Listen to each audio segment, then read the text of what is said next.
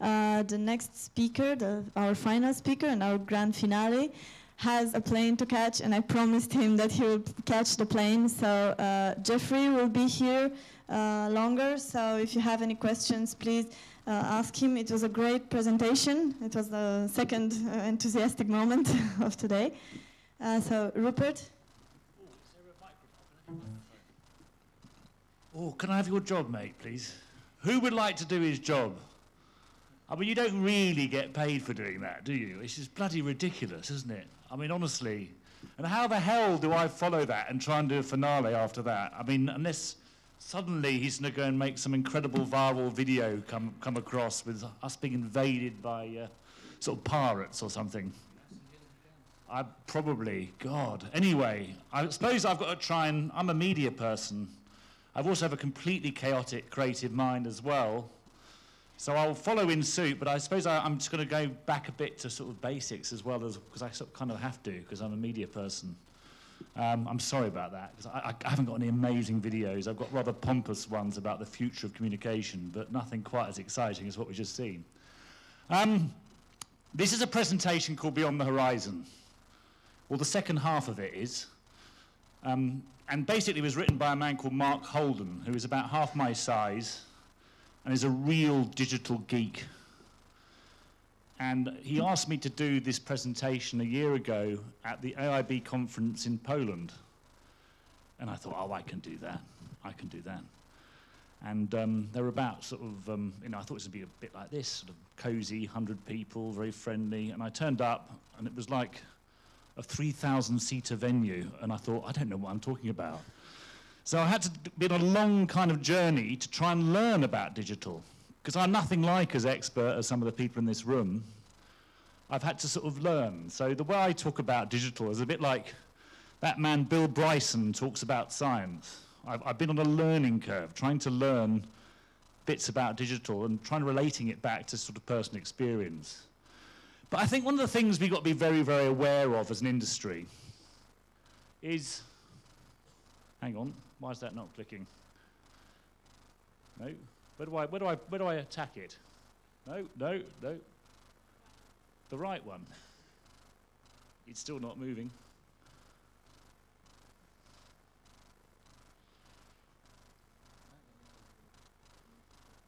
Ah, very good. See, exactly, I'm crap at technology, and here I am talking about digital, and it all goes belly up on slide number 1.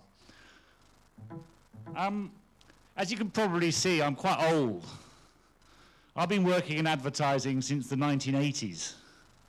So I'm probably kind of the oldest man in media in Eastern Europe, almost. And what I think I'd like just to start off by saying is, oh, blimey. Should I just use this? Should I just do the old-fashioned way? That's better. The media has always been changing. Every conference I've been to back to 1988, when I was a little boy in media, is everyone said, oh, the world is changing, it's so much more complicated, it's so difficult, oh my God, I don't know what's going on, we cannot do media the same way as we ever did. And you know, I come to IAB conferences, and today was actually quite down to earth, but sometimes I just go, shut up, it's just the same. The world just moves on. Of course it's different, but consumers are the same. We still have the same needs and wants and desires. The media environment and the channels we use are changing, but media has always been changing. And sometimes I think we should just get to the bottom of that.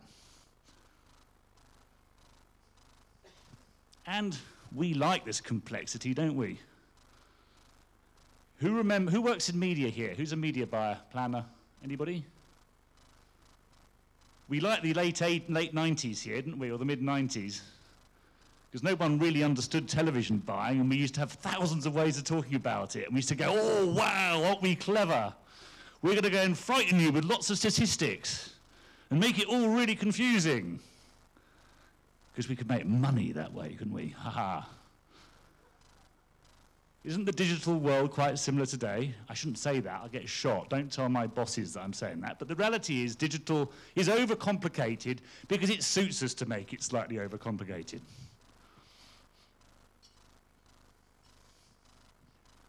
And it's quite funny. Thankfully, you didn't have any really aggressive Americans on today, but in Poland, there was a really aggressive American.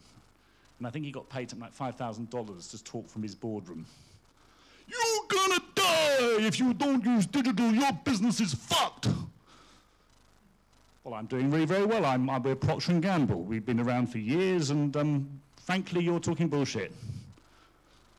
You know, the reality is clients don't want to be told they're stupid, because they're not. They make money, and they know their businesses very well. And as an industry, I think we should get better at being more kind of calm and simple. Stop overselling. This is bloody marvellous, isn't it? Right, yeah. And technology always lets you down. Good old acetates, they were far better, weren't they? So clients don't like to be told they're stupid. Let's try another one. No?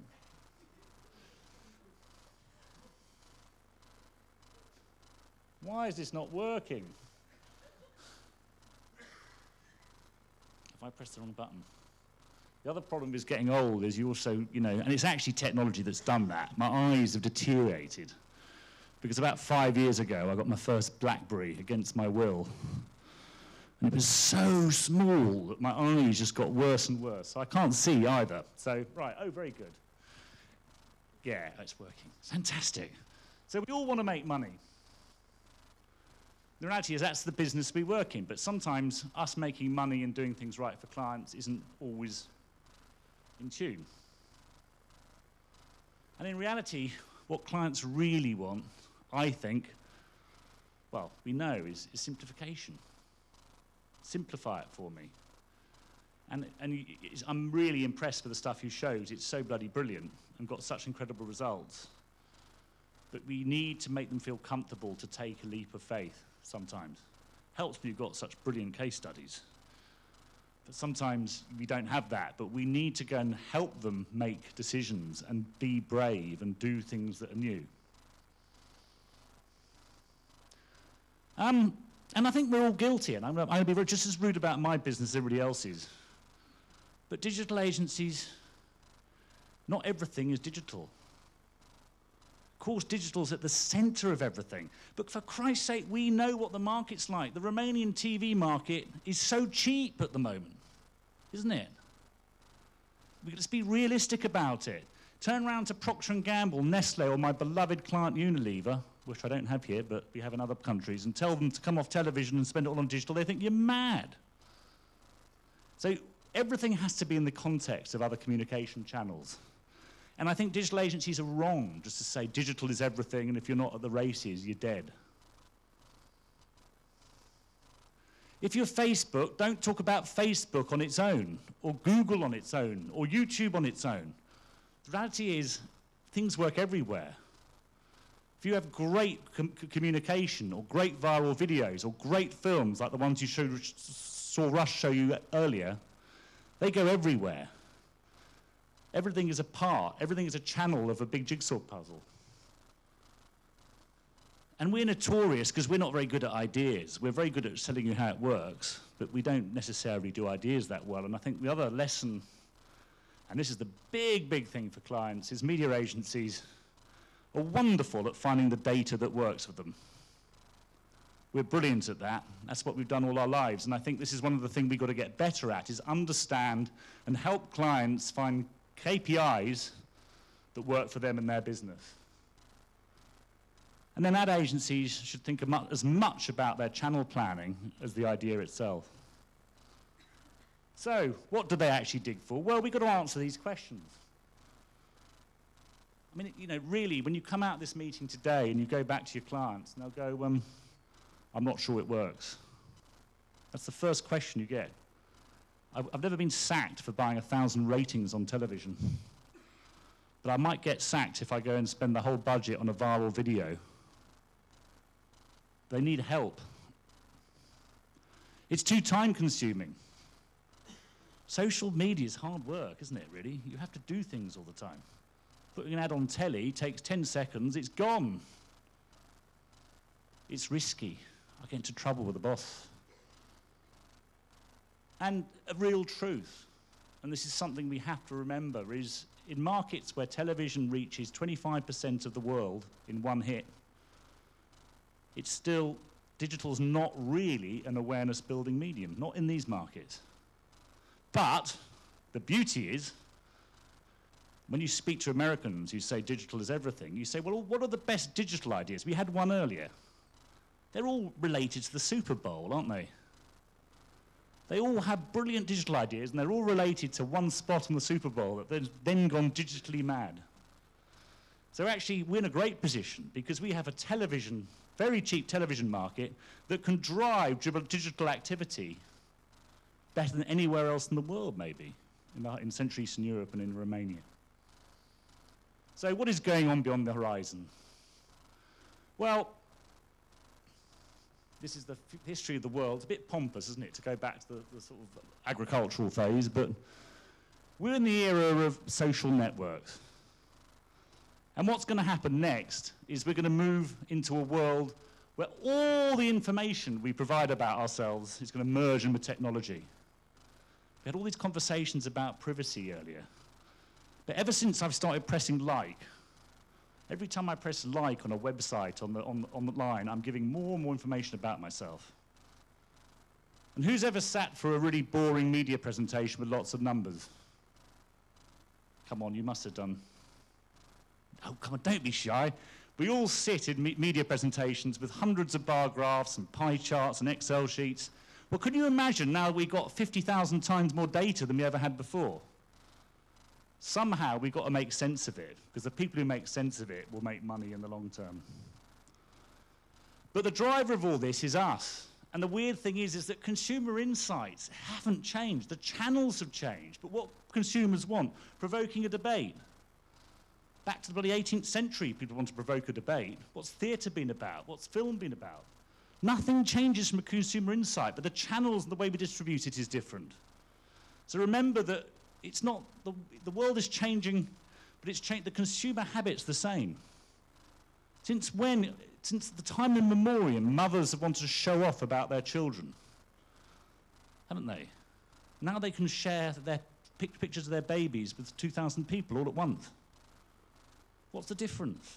So the insights and the consumer knowledge is the same.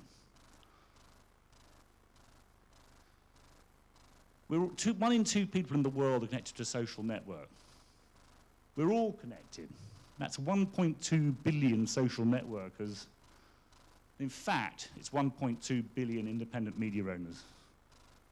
Now, back to about the 1980s in Romania, there was one media owner, wasn't there? And actually, if you only go back a few years, there were about 5. We now have millions of media owners, and that's all of us in this room. And social sites are infecting the entire web.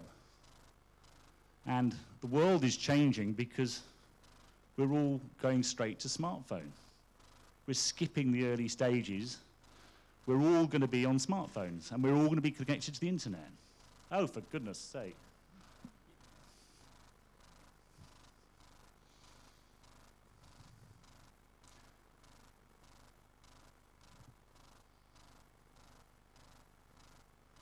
Oh, no. Sorry, my dear.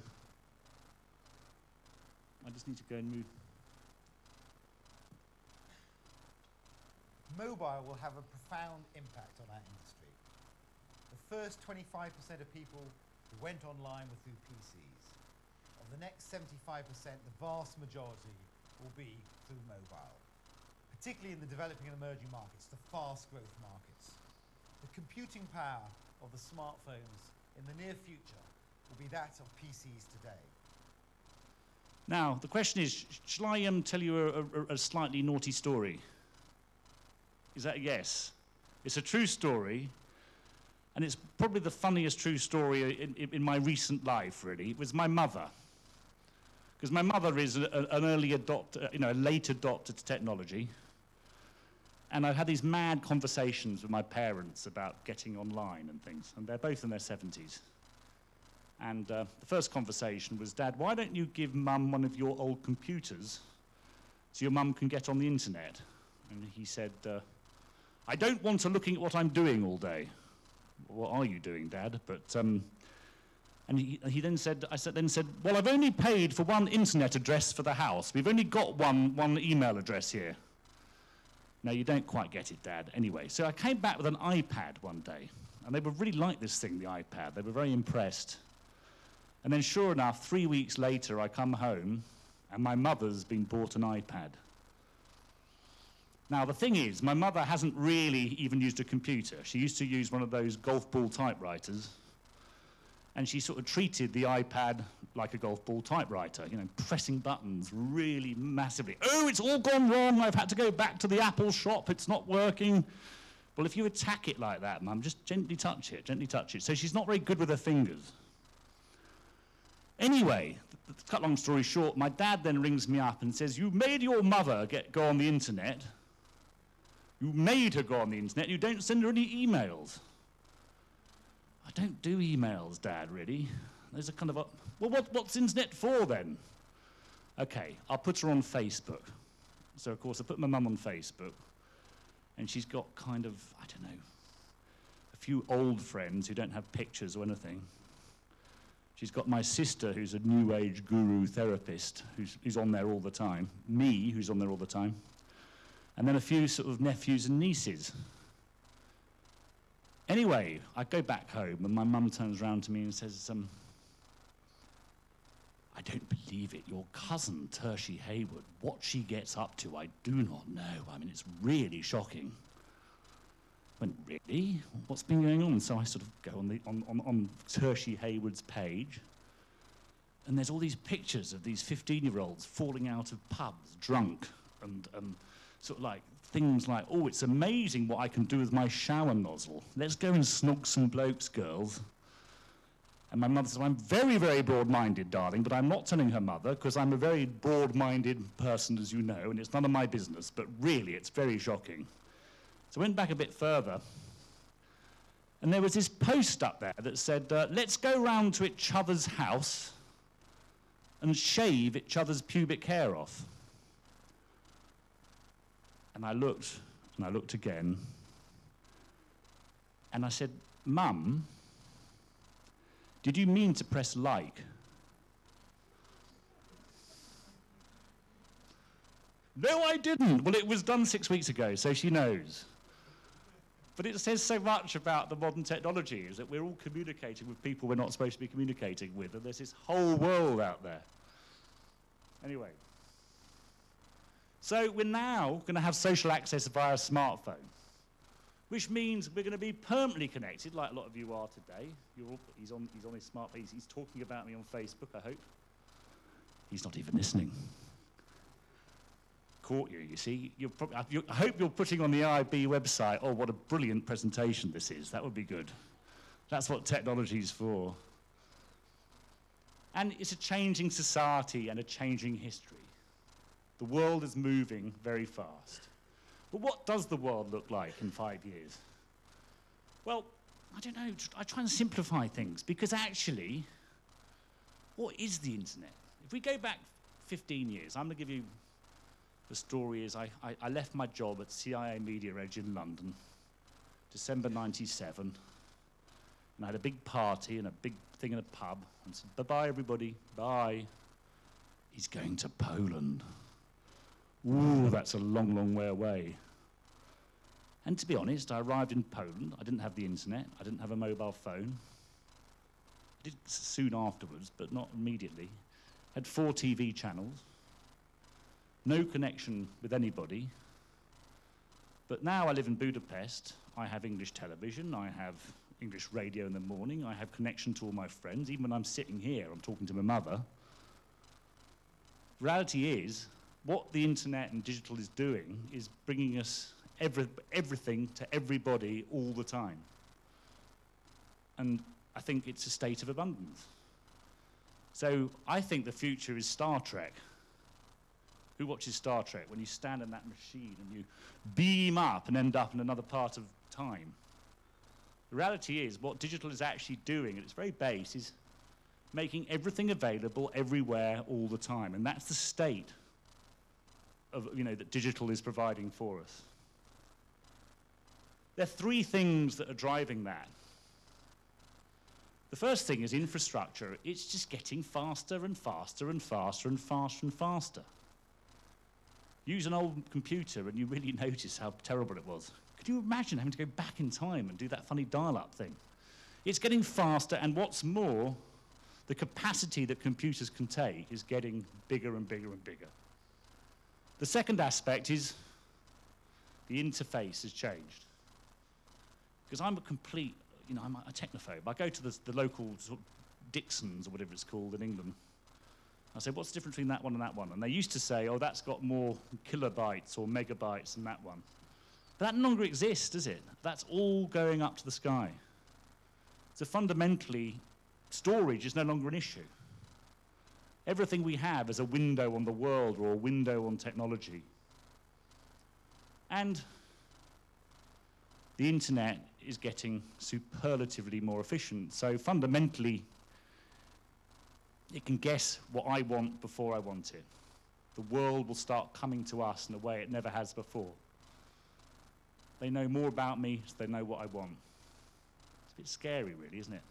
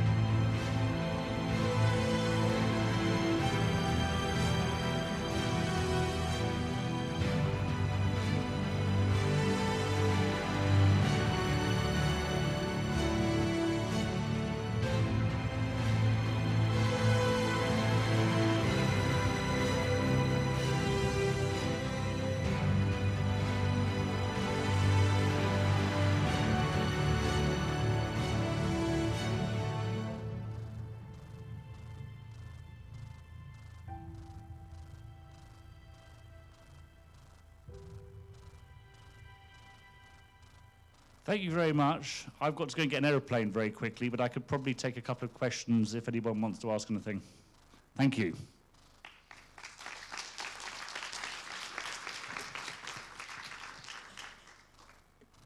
Întrebări? Splendid. Okay. Okay.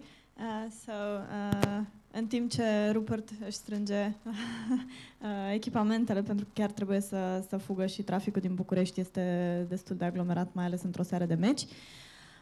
Eu vă mulțumesc mult pentru prezența de astăzi, de la eveniment. Toate prezentările, în funcție de răspunsul speakerilor, prezentările vor fi urcate pe SlideShare și trimise fie prin newsletter tuturor participanților, fie pe pagina noastră de Facebook sau pe contul de Twitter.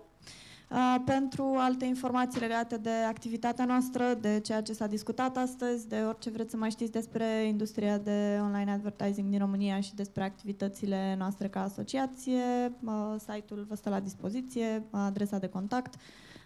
Pe mine mă găsiți pe internet. Și Vă doresc seară plăcută în continuare. Vă așteptăm afară la o degustare de vinuri și la macaroons. Sunt foarte bune, sunt acolo o piramidă foarte colorată și foarte dulce. Le mulțumesc încă o dată sponsorilor, Gemius, Think Digital și Yahoo. Partenerilor media sunt o mulțime. Ne-au ajutat foarte mult cu comunicarea. Mă rog, se pare că reacția n-a fost foarte bună din partea publicului, dar asta e, nu știu ce au pierdut și așteptăm reacțiile și feedback-ul dumneavoastră. Produced by LTV.